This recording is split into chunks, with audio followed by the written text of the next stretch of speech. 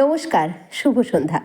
The real বউয়ের পক্ষ থেকে আপনাদের সবাইকে স্বাগত জানিয়ে আমি শুরু করব আমার আজকের রেসিপি। আজকের রেসিপি হচ্ছে বাসন্তী পোলাও। এই রেসিপিটি আমি সরস্বতী পুজোর দিন বানিয়েছিলাম, কিন্তু ভিডিওটি আজকে আমি আপনাদের সঙ্গে শেয়ার করছি। চলুন 10 সেকেন্ডের মধ্যেই রেসিপিটা শুরু করা যাক।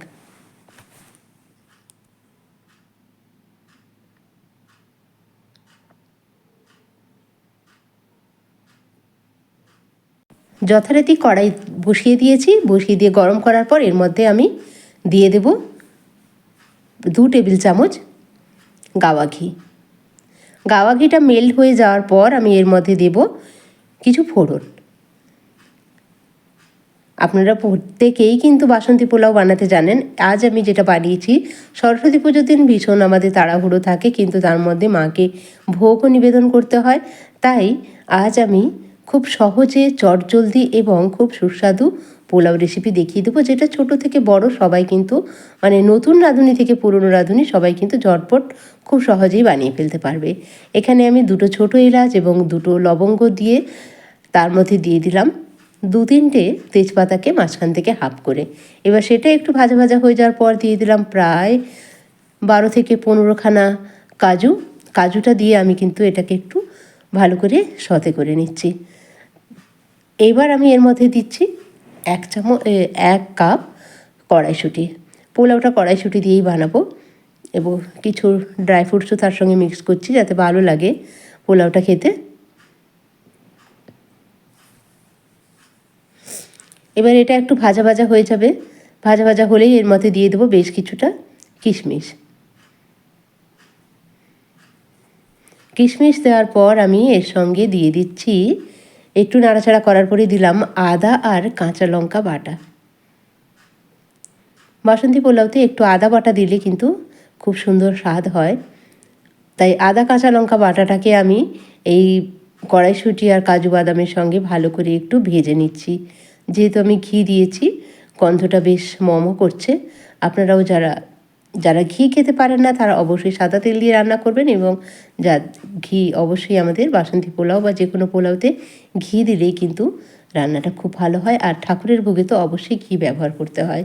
আর এর মধ্যে আমি দিয়ে দিলাম 1 চা চামচ হলুদ গুঁড়ো, 1/2 চা চামচ কাশ্মীরি লঙ্কার গুঁড়ো, জাস্ট একটু কালারের জন্য, একটু বাসন্তী পোলাওটা গোল্ডেন কালার টাইপের হয়।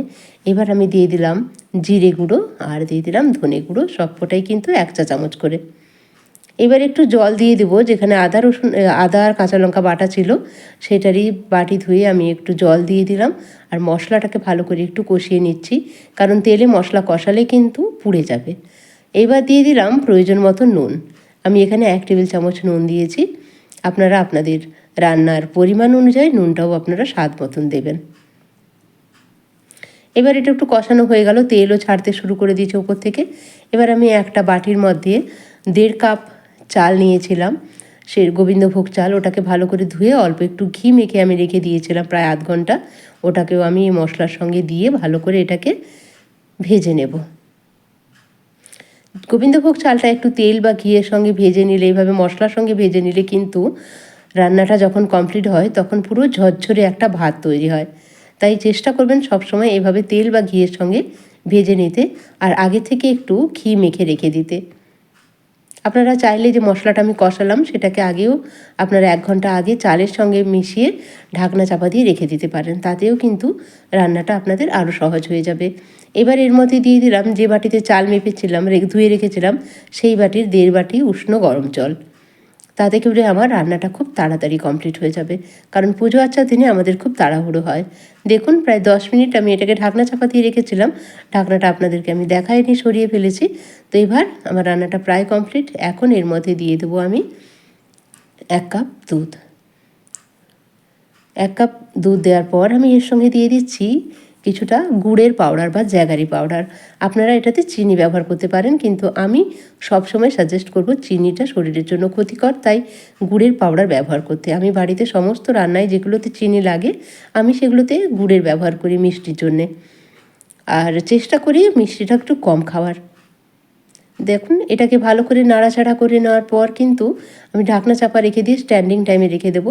এখন আমার কিন্তু গ্যাসটা একদম লো হিটে আছে। এবার আমি গ্যাসটাকে অফ করে দেব।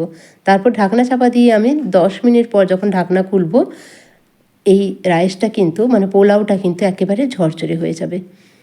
এর ওপর থেকে আমি আবারও হাফ চা চামচ ঘি ছড়িয়ে দিলাম, যাতে করে এই রাইসটা একটার গায়ে আরেকটা না আটকে যায়, ঝুরঝুরে হয়ে যায়। সেই জন্য আমি কিন্তু এটাকে ঘি ছড়িয়ে দিয়ে ঢাকনা চাপা দিয়ে 10 মিনিট রেখে দেবো।